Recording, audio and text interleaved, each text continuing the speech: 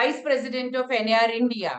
I would like to welcome you all for today's webinar on handling real estate transactions and taxations NRI perspective by CA Ajay Vaswani ji, who is also a proud member of NAR-India. Now I request our Women Wing Chairwoman, Ms. Sarla Menon, to introduce him.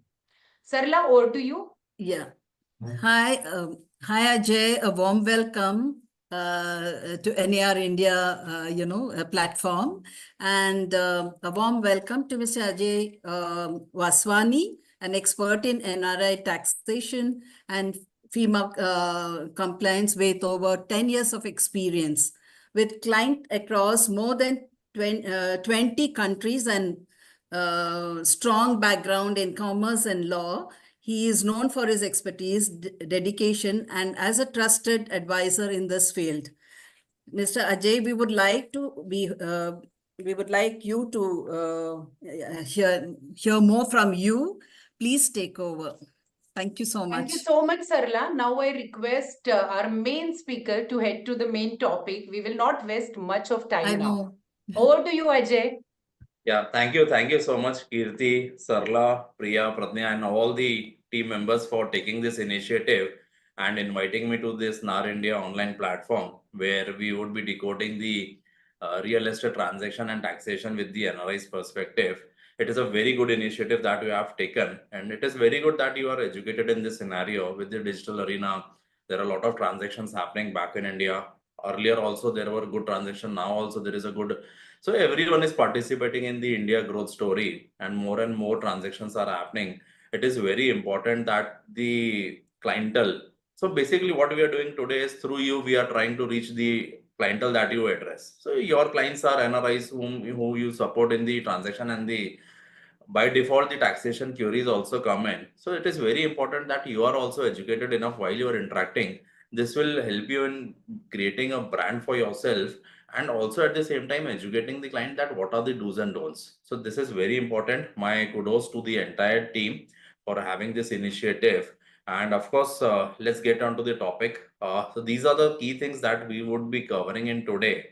So what is capital gain? First of all, we'll try and understand what is the taxation around the same, how are the classifications, what are the benefit, the exemptions available, what are the planning and the compliances that come into picture. We would be talking about the concept of lower TDS. Of late in budget 24, 23rd July, a lot of amendments were proposed with regards to the NRI rules and regulation. The concept of indexation has been done. And what are the things around that? These are the agenda items that I would be covering. I would try to cover all these important points in around say 40-45 minutes. What you can do is you can put in your questions in the chat box, or you can note it down, and we will take all the questions in the back end of the session. And trust you me, I would be covering all the possible questions that come up. And in case due to the time restriction, if you are not able to do, you can connect with me in person. I would be sharing my contact numbers in the last screen. So primarily, if you see, there are 5 heads of income for a non-resident Indian, and for any individual, if you see. So Income Tax Act 1961 classifies any income into 5 major heads. Okay, so one is a salary income, second is business profession, third is a capital gain, fourth is a house property, and fifth is other sources. What we are restricting today is only to talk about the capital gain part. Since buying and selling of a property involves capital gain, we would be discussing more about that. Though capital gain are divided into 2 major heads, or rather 2 class of assets. One is movable asset, which is your mutual fund, shares, and other related assets. And second is immovable property, which is maybe a plot, a residential house, commercial office, and agricultural land. So these all assets are covered under the definition of immovable asset. First and foremost point that one need to understand, in India, the concept of capital gain arises only when there is a realization of the asset. There is no concept of taxing the unrealized capital gain. So capital gain taxation will come in only when a property is sold. Okay, the difference in the asset value, the buy value and the sell value, if it is a profit, then it is classified as capital gain. Otherwise, if it is like the sale value of the property is less than the purchase value, this is called as loss, which is capital loss. any asset, any capital gain is further classified into two categories, which is either short-term capital gain or long-term capital gain, and this is determined on the basis of period of holding of the asset. So this is what we are going to understand. How is an asset classified as short-term and long-term? The reason is based on the classification of the asset, the taxation varies. Okay. So first of all, let us understand what are the provisions regarding the period of holding, and then we understand the taxation around the same. I would be dividing the taxation into two classification or two different methodologies, which is one for the transactions which are done till 22nd July, and second is transactions on or after 23rd July, because the Honorable Finance Minister brought in the budget on 23rd July, and from that date, any transactions happening have a effective change in the taxation system. So first of all, what you have to do is, for the concept of period of holding, you have to see a period of 24 months. So if you have been holding the asset for 24 months and then selling it off, it is classified as long-term capital gain. Whereas if you are selling the asset within 2 years of holding of the same, it is classified as short-term capital gain. For any asset which is short-term capital gain for transaction done before 22nd July 24 or after 24th July, there is no change. It is taxable as per the slab rates. We will talk about the concept of slab rate also, but this is more of a progressive rate depending on what income you have. Okay, so like in new regime, there is till 3 lakh, there is no taxes, 3 to 6, and then 6 to 9. Of course, there have been changes in the budget for 24-25. We would be decoding that part also. But whatever is the short-term capital gain, it is taxable as per the slab rates. Long-term, earlier, the taxation was 20% with the benefit of indexation. First, let us understand what is the concept of indexation. So if an individual who has bought a property in 2010, say for 1 crore, and in 2024, he is selling it for 2 crore. So practically, he has earned a profit of 1 crore on this transaction. Buy value was 1 crore, sale value is 2 crore. What is the profit he has got? 1 crore. This is the actual profit. But income tax says we don't want to we don't want to tax the actual profit. What we would do is we will give you the benefit of indexation. Now, what is indexation is nothing. If you have to see in the general scenario, what was the purchasing power of that 1 crore rupee in 2010 is not the same today, for the very reason there is a concept of inflation. जो चीज आप 1 करोड़ में खरीद सकते थे 2010 में, आज आप वो 1 करोड़ में खरीद सकते हो क्या? For a reason that answer is simply no. So government says whatever is the inflation, I want you to adjust your cost price to match the same. So that is how this cost inflation index comes in, which is nothing but a ready reckoner or a multiplying factor issued by the government year on year. What you have to do is, to calculate the index cost of purchase, you have to see what is the rate of that particular year when you bought the property. So maybe in financial year 10-11, I bought the property for 1 crore. At that year, cost inflation index is 167. So I have to divide 1 crore divided by 167 and multiply it by the current year in which I am selling the property. So for 24-25, it is 363. So what I'm doing is 1 crore divided by 167 multiplied by 363. I'm not going by the actual calculations. For example, say it is almost the twice. So it comes to 2 crore rupee. And we are selling the property at 2 crore. So this is no gain, no loss for us practically if we see. But modifying the same example, if you are selling the property for 3 crore now, our cost of indexation is 2 crore. Now the difference between 2 crore and 3 crore is my actual capital gain, which is chargeable to tax. That is net 1 crore. On this 1 crore, you pay 20% tax. So this is how the indexation comes into picture. Now, what change government has brought in? They have said, for non-resident Indian, we will do away with the concept of indexation. So they have removed the concept of indexation as such. What do they say is, you have to see the full value of consideration that you are receiving, less whatever expenses you have incurred, like maybe if you are paying any commission or brokerage to an agent, that is reduced from the sale price. If you are paying any consultation charges to a lawyer who is executing the deed for you, that is to be reduced. less whatever is your cost of acquisition and cost of improvement. Whatever is the net gain, this is chargeable to tax as long-term capital gain, and on this you pay 12.5% tax. So they have reduced the tax rate from 20% to 12.5% with the benefit of indexation being done away.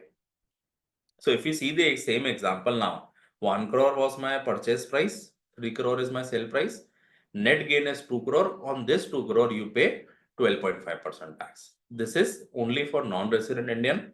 For resident Indian, what does government has done is they have allowed both the option. So it is an individual who has to choose which is more beneficial to him. Either he can go for an old regime where he does with the indexation and pays 20% tax, or without indexation 12.5, whichever is more beneficial to him, he has the liberty to choose the same.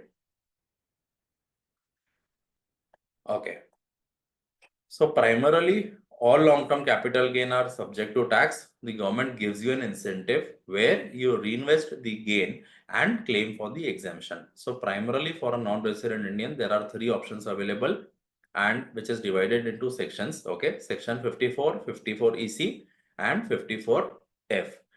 54 talks about when you are selling a residential property, you need to reinvest the gain amount into a new residential house for claiming the exemption. So if I go by the same example, what was my total capital gain on the transaction? 3 crore was my sale, 1 crore was my purchase price, 2 crore is my capital gain. I need to buy a new residential property for an amount for at least rupees 2 crore to claim for the exemption. Okay, the lifetime benefit that you can derive from claiming exemption is restricted to 10 crore.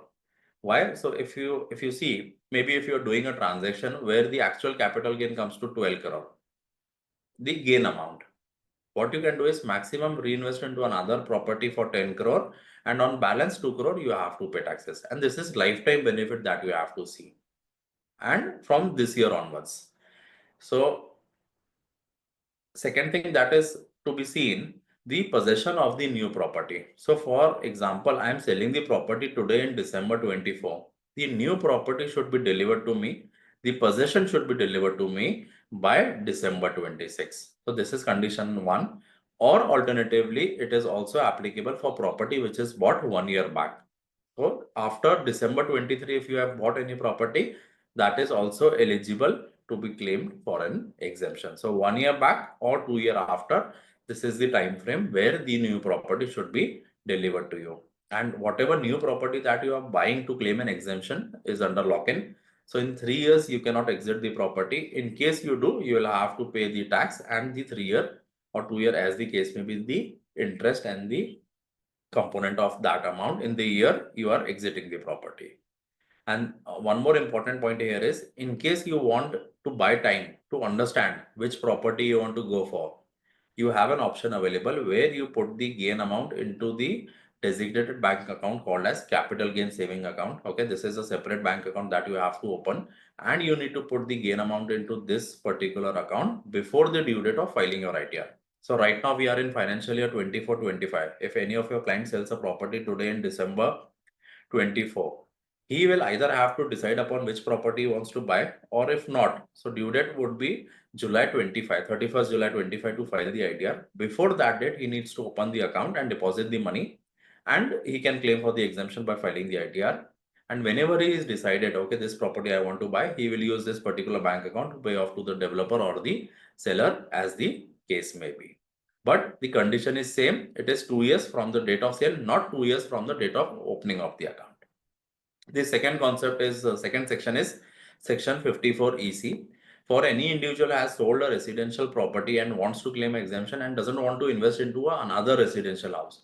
So there is another alternative available, which is investment into the bonds.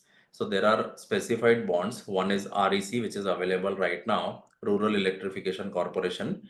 Maximum reinvestment here allowed is 50 lakh rupees.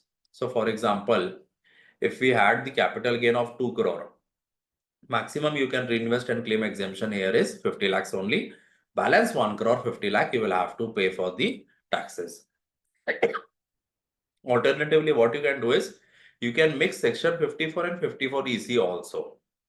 And you can claim for the benefit. So you buy a property for 1 crore 50 lakh and put into bonds for 50 lakh. Total 2 crore is your investment. Entire capital gain is waived off for you. And for the bond, the condition is it has to be 6 months from the date of the sale of the property or before the due date of filing ITR.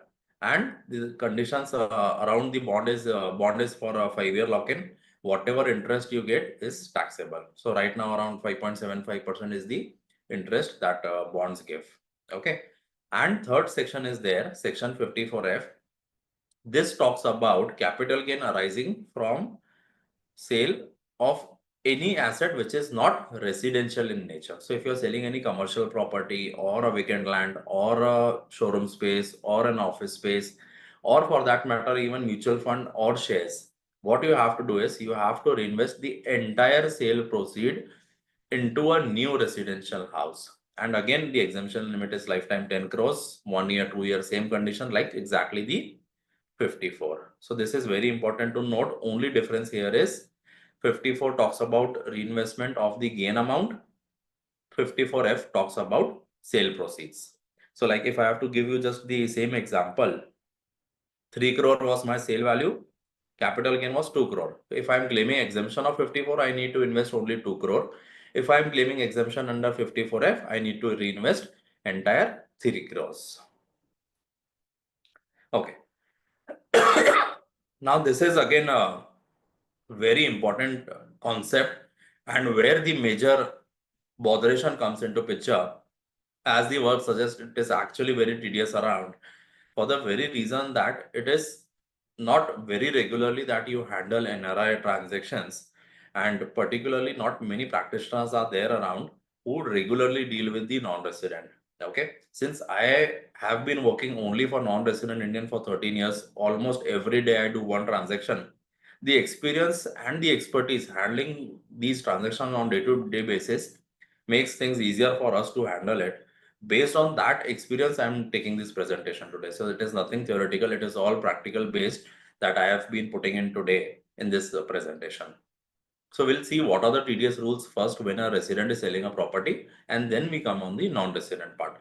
So if an individual who is a resident of India sells a property which is above 50 lakh, then the buyer is required to deduct TDS at a rate of 1% and deposit to the government through this form called as 26UB, which is a PAN-based form. This is online return cum challan and one-time activity that buyer has to do. Every time he makes a payment, he has to deduct 1% TDS and pay to the government by filing this form 26QP.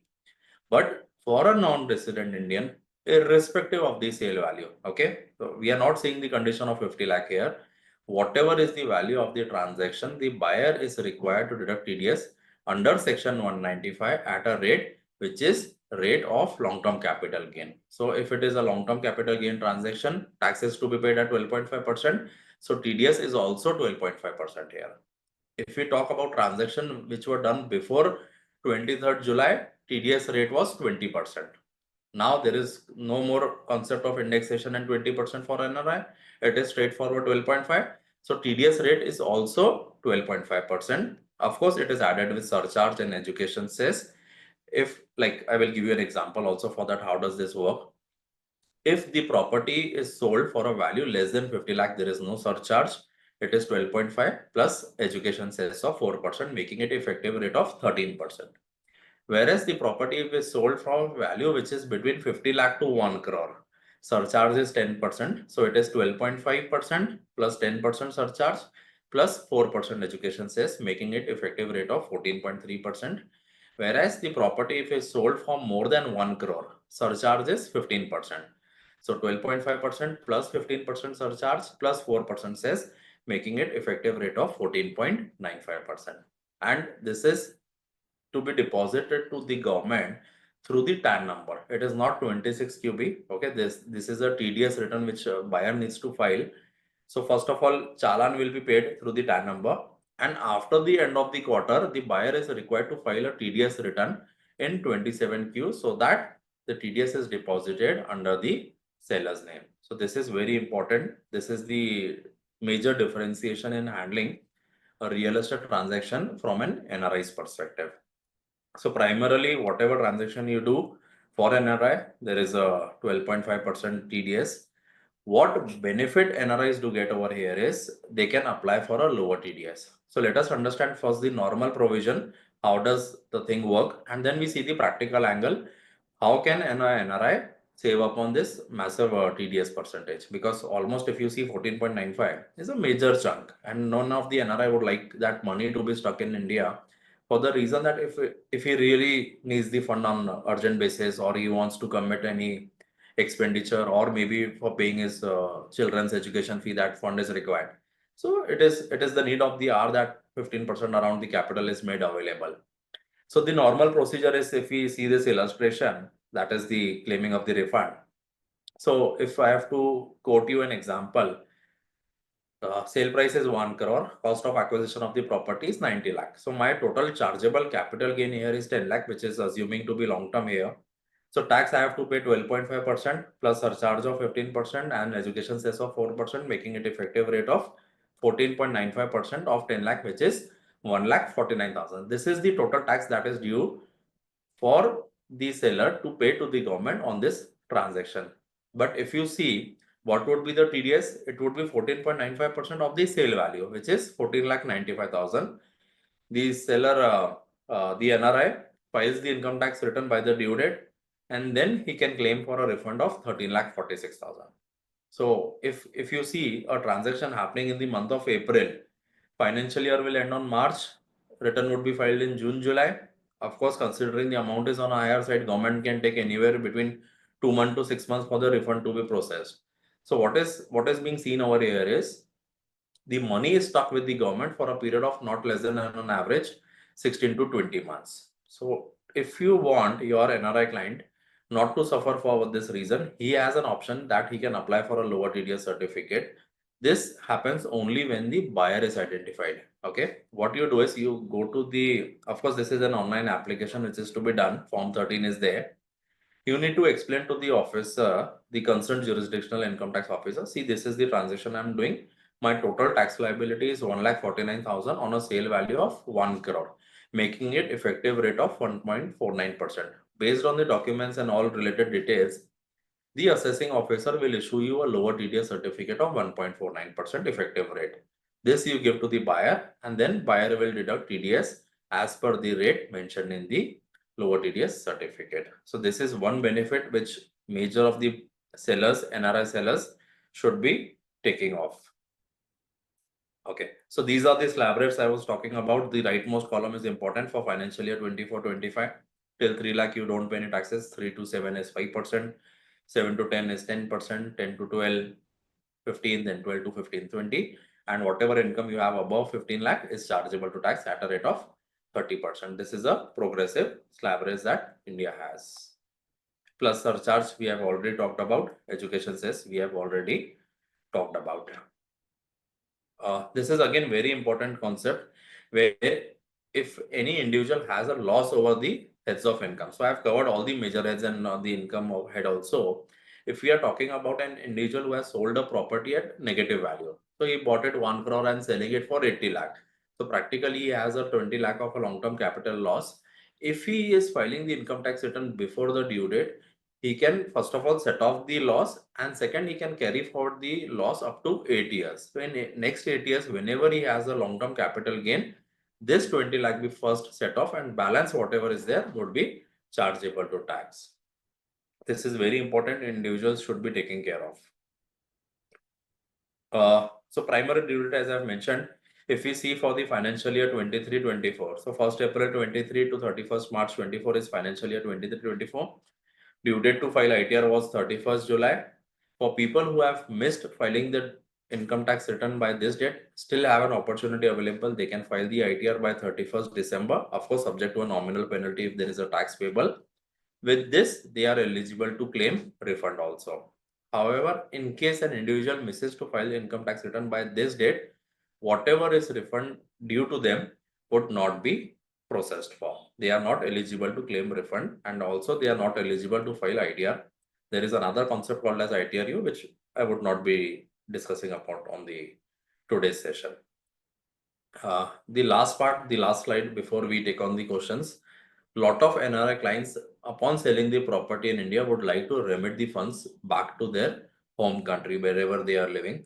So income tax provides for the same. The FEMA rules and regulations come into picture. This is a separate law which is applicable based on the provisions of the FEMA and NRI who is selling a property in India or has any other source of income or money available in India can remit up to 1 million USD per annum per person from India to outside India based on the compliances. That is, first of all, what we see is tax should have been paid on that. Either TDS is there or self-assessment tax we pay. Second, Form 15CA, which is the income tax form. Form 15CB is a chartered accountant certificate, which we make based on that, yeah, tax has been paid and the net amount is good to be remitted. The individual needs to give this to the banker, and banker moves the fund from his NRO account to NRE account or from NRO directly to the foreign bank account, and he can remit any money that comes, provided it is his own source of money. So these are the things which I wanted to tell you today, and I think we are almost near the time given to me. So of course we can open up the question and answers now. I hope I could cover up on the topics that were asked to me. So these are my contact details. You can scan the QR and send me a hello message on WhatsApp. I can connect with you for one-to-one questions that you might have, and maybe we can open the house now for. Yeah. Q&A. Thank you so much, Ajay, for enlightening us on this complicated taxation policies in regards to NRI real estate transactions in India. Now, I think we should not waste our time much and straight head to question and answer session. So I would like to request our realtor from Mumbai, Ms. Pradnya Sabnis, to ask a question. So my question is, how should NRIs handle the taxation of inherited property or property received as a gift in India? Okay, very good question. So what happens is maybe an individual like I am an NRI. My father bought the property way back. So it could be in 1980, 1990, and that time the purchase value was negligible. For such transaction, what you have to do is you have to compute the ready reckoner price from the sub registrar office. You have to get dated 1/4/2001. So whatever is the sub registrar value of the property on 1/4/2001 would be considered as the base purchase price for the purpose of calculation of the capital gain or your actual cost of purchase price. So maybe in 97 you bought the property for 1 lakh rupee, and in 1/4/2001 your ready reckoner value comes to rupees 1,50,000. Whichever is higher you can choose upon as your base purchase price for calculating the capital gain. So I presume it is 1,50,000 and I am selling the property today for 1 crore. The difference of 1 crore and 1,50,000 would be my taxable capital gain, and on that I have to pay tax at a rate of 12.5% because this is period of holding more than 2 years. Plus surcharge plus education cess. That is 98,50,000. I will have to pay tax on that amount. So this is how the inherited property or a gifted property is seen. I think Thank you. Pradnya has got her answer. Now we will head to Priya Sridhar from Chennai. Priya, can you ask your question, please? Yeah. See, if an NRI is owning a property jointly with an Indian citizen and they are selling a property, the NRI has got a tax liability and the Indian citizen has got a different tax liability. But the risk is only if this NRI doesn't pay the taxes properly, then it becomes after he leaves the country. So, what would be the risk factor coverage for the buyer that the seller is sure that this NRI seller is paying the tax? So in such scenarios, what happens is you have to see two aspects. Okay, one is the applicability of the TDS and second is of the taxation. I will give you an example. So if there is a case where two brothers are selling the property for a value of say 3 crore rupees and it is a 50-50 owned property. One brother is a non-resident Indian and one brother is a resident Indian. So 1 crore 50 lakh is the share of the each seller. TDS provisions are applicable respectively. So on the resident part, the buyer has to deduct 1% on the value of 1 crore 50, where the seller is resident, And on the share of non-resident, which is balance 1 crore 50 lakh, he has to deduct 14.95%. So one set he will file 26QB, one set he will file Form 27Q. So this is how he has to see, and his compliance is only to that extent. Now, when the seller files his income tax return, resident Indian has both the option. Either he goes with the old regime where he takes the benefit of indexation and pay tax as per 20%, or without indexation 12.5. For NRI, there is only one option, which is he pays tax as per 12.5%. So buyer compliance is only getting the TDS deducted and the right percentage. That's it. After that, buyer has no obligation on the transaction. Yeah, but this 12.5% indexation, which you explained, is a little complicated. That the chartered accountant should actually guide the person, no? Because Right. what we see in our years and years of experience, indexation part, there have been a lot of mistakes happening. So That's this why they are reduced. 167, To you make gave, it more there was a rational. chart-like thing, which Correct. Kirti has posted also. So the indexation is a very important thing as to calculate the capital gains. But that is not the buyer's problem, as you said. The buyer is only bothered about the 1% TDS for Indian and the 12.5, no, not 12, 20% of the No, NRI now it tax. has been reduced. Now maximum To 12.5. is 14.95. Oh, sorry, 14.5. Okay. I think connecting with the right CA is a solution for this, right, Ajay? So it creates a difference. Of course, what you are saying is a practical thing. Since we deal with NRI transaction on daily basis, the approach is totally different. Oh, right. So I think Priya has got her answers. Now I request Sarla Menon, our Women's Wing Chairwoman, to ask her questions. Yeah.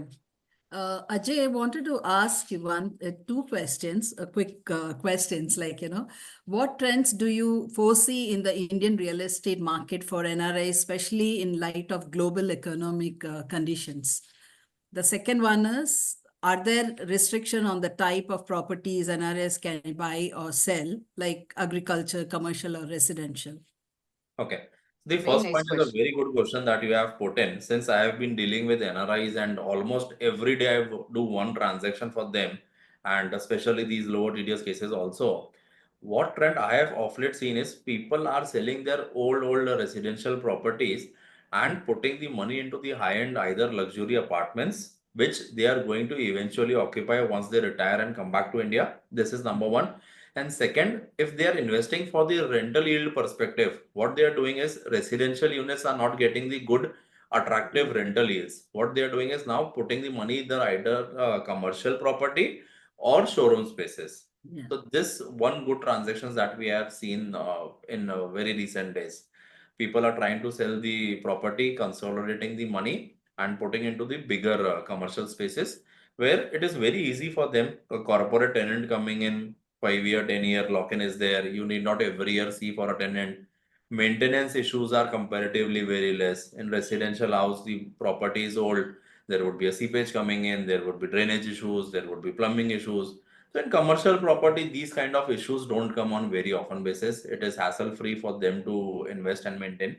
So this one trend has picked up very recently. And third trend that I would come upon is you would have seen Dubai real estate, how it has been moving. So people are selling the property, repatriating the funds back to the foreign country and looking forward for an option to invest into the offshore countries. Like Dubai is there, Singapore is there, Hong Kong is there. So this is one trend that I have seen. Okay. Okay, thank you. Ajay, now we will take audience. It was Yeah. one more question Yes. regarding the restriction of Agriculture, the yeah. investment. So NRI cannot buy an agricultural land. To Okay. buy an agricultural land, you need to be a resident and a farmer. Okay. So if you are a resident and bought a agricultural land and then you move outside country, become an NRI, that is absolutely fine. You can continue holding it. What you have to take care is if you have an agricultural land which you bought as a resident and now you are an NRI, you can sell this property only to an individual who is a resident of India. And Okay. as an individual, you cannot buy an agricultural land. You have to be very cautious also to see in case you are buying a farmhouse or a weekend home, you have to see the layout of the property it is built on any land or an agricultural land. So if you are buying a weekend home on agricultural land, that is also not allowed for NRI. Okay. So this is very important to be. Yeah. Great information, Ajay. Now we will go with there are few questions which are posted in the chat box. I'll just take one by one. I think Gaurav is asking, how does the holding of asset calculated in case of underdeveloping property? Is it when the allotment done or after possession is done? So basically, to understand the date of purchase, what you have to do is you have to see two things. Number one, either the possession of the property, or second, the entire payment. So if you have done the entire payment to the developer and possession is pending, the date of last payment is considered as the date of purchase of the property, or if not, the date of possession. Whichever is earlier is your date of purchase of the property. Okay, I think Gauravji has got his answer. Sukhi is saying, can you share the PPT? Yeah, we are going to post recording on NAR-India social media handles. You can just refer them. Just a minute. The next question is Rajesh has asked, same will be applicable for commercial property. I think you have already given answer.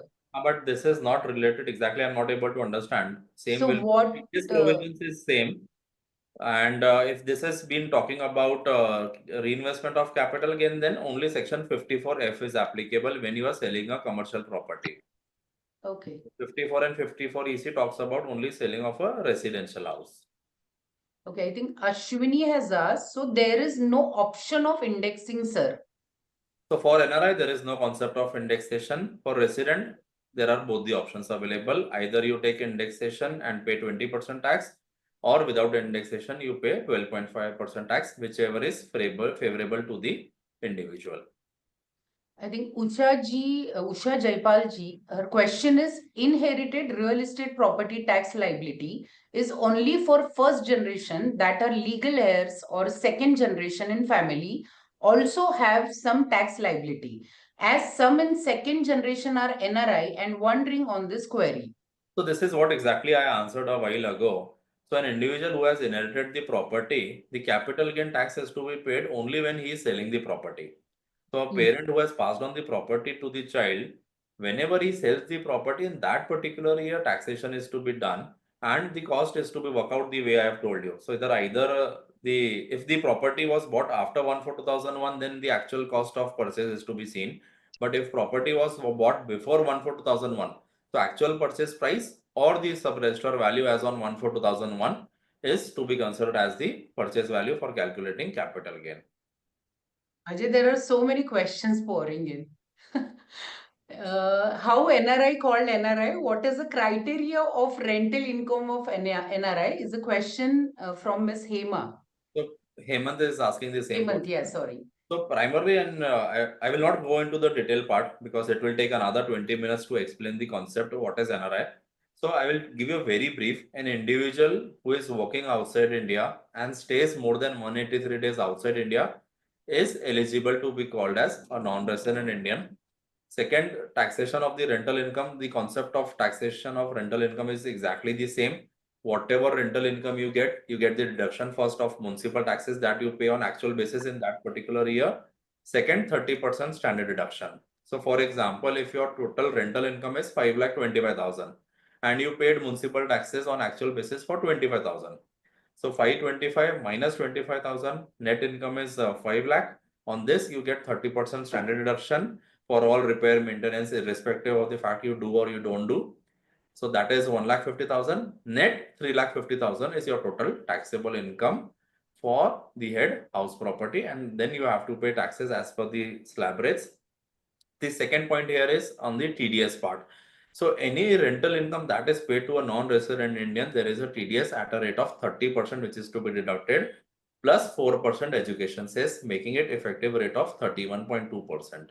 So be it residential property, commercial property, irrespective of the rental income that you are paying to a non-resident Indian, by rules, you have to deduct 31.2% TDS. Okay.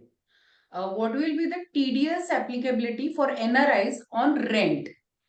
So this is what I addressed just now. Yeah, this is what, is 31. there a limit on the number of house? Okay, someone is asking, is there a limit on the number of house for NRIs to purchase in India? So in 54F, there is a limit, maximum one property that you can have at the time of selling the asset.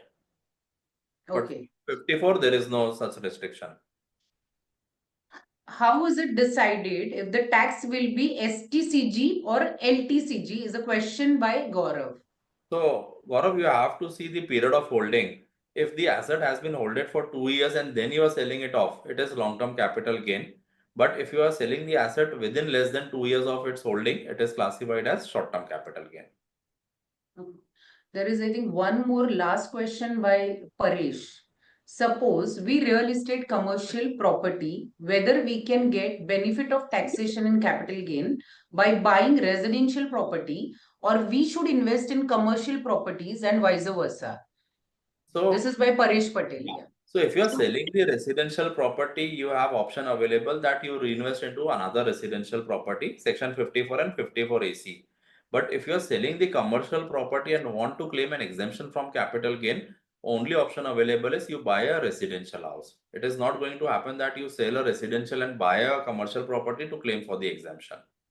So only residential property or bond is an option to claim for the exemption from capital gain. We will just take last two questions. First is by, I think Pradnya has some query. Can owner I apply also- for LTDC for rental income too? They can do Yeah, that. I have a very important question. Yeah, Priya, you can go ahead. See, if an NRI has a property in Chennai, in India, and she also holds Indian Aadhaar and an Indian address proof, she sells the property, deposits it in the bank, and then she wants to buy a property abroad, wherever she is, in whichever country. Now, this banks which are recently, they have made an automated query system where they are asking address proof of to bring the NOC from that country, which is costing them a few lakhs.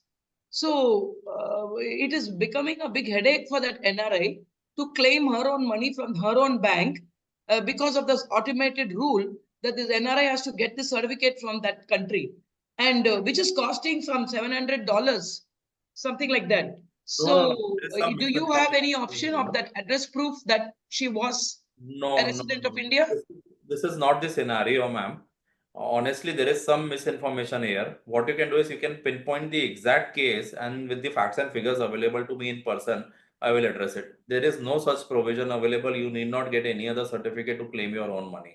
Yeah, they're saying you need some address proof. So then somebody like you suggested, if there was an old passport with her Indian address, which is expired, is that useful for that NRI? No. Things are very simple. What we will do is we'll connect in person on this topic. Yeah, I will connect that person to you, Mr. Ajay. Absolutely. Ajay, we will just take a last question from Mr. I think Pramod Vyasji. Okay, he is a president of Smart Mumbai Association of South Bombay, and he's also our vice chairman of RERA for Maharashtra state. So his question is, these days, many individuals from India are investing in the UAE and continue to do so. However, what are the implications when the money is brought back to India? Okay.